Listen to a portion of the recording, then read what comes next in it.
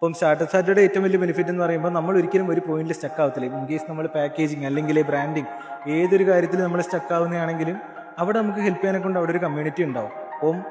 അപ്പോൾ ബിസിനസ്സിലേക്ക് പുതുതായിട്ട് വരുന്നവരാണെങ്കിൽ ആരോടാണ് എനിക്ക് പറയാനുള്ളത്, നമ്മൾ ആദ്യം ചെയ്യേണ്ടത് നമ്മളെല്ലാവരുമായിട്ടും നെറ്റ്വർക്ക് ചെയ്യുക, ഒരു കമ്മ്യൂണിറ്റി നമ്മൾ ബിൽഡ് ചെയ്യുക.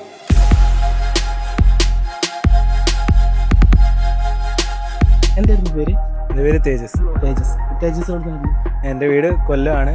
അപ്പോൾ ചെയ്തുകൊണ്ടിരിക്കുന്ന ഹെയ് ഫാർമർ എന്ന് പറയുന്ന ബ്രാൻഡിൻ്റെ കോഫൗണ്ടറാണ്, CTO ആണ്. അപ്പോൾ ടെക്നിക്കൽ സൈഡെല്ലാം ഹാൻഡിൽ ചെയ്യുന്നത് ഞാനാണ്. എങ്ങനെയുണ്ട് സ്റ്റാർട്ടപ്പ് സാറ്റർഡേ? എങ്ങനെയുണ്ടായിരുന്നു? ഓക്കെ, സ്റ്റാർട്ടപ്പ് സാറ്റർഡേ എന്ന് കേൾക്കുമ്പോൾ നമുക്ക് ആദ്യം വിചാരിച്ച ഒരു നെറ്റ്വർക്ക് ഇവൻറ്റ് മാത്രമായിരിക്കും എന്നാണ്. പക്ഷേ ഒരു നെറ്റ്വർക്കിംഗ് ഇവൻറ്റിന് പുറമെ വളരെ നല്ല രീതിയിലാണ് ഇവർ സ്ട്രക്ചർ ചെയ്ത് വെച്ചേക്കുന്നത്. ശിബിലി സാറ് പറഞ്ഞ പോലെ തന്നെ ഒരാൾ ഇപ്പോൾ ഒരു ജസ്റ്റ് ഒരു ബിസിനസ് ഐഡിയ മാത്രമുള്ള ഒരാൾ റാക്കിലേക്ക് വരികയാണെന്നുണ്ടെങ്കിൽ അവർക്ക് കംപ്ലീറ്റ് ഒരു സ്ട്രക്ചേർഡ് ആയിട്ടുള്ള ഒരു പാത്ത് അവർക്ക് കിട്ടും.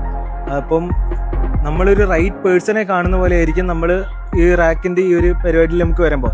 അപ്പം സ്റ്റാർട്ടപ്പ് സാറ്റർഡേ ഏറ്റവും വലിയ ബെനിഫിറ്റ് എന്ന് പറയുമ്പോൾ നമ്മൾ ഒരിക്കലും ഒരു പോയിന്റിൽ സ്റ്റക്ക് ആവത്തില്ല. ഇൻ കേസ് നമ്മൾ പാക്കേജിങ് അല്ലെങ്കിൽ ബ്രാൻഡിങ് ഏതൊരു കാര്യത്തിൽ നമ്മൾ സ്റ്റക്ക് ആവുന്നതാണെങ്കിലും അവിടെ നമുക്ക് ഹെൽപ്പ് ചെയ്യാനെ കൊണ്ട് അവിടെ ഒരു കമ്മ്യൂണിറ്റി ഉണ്ടാവും.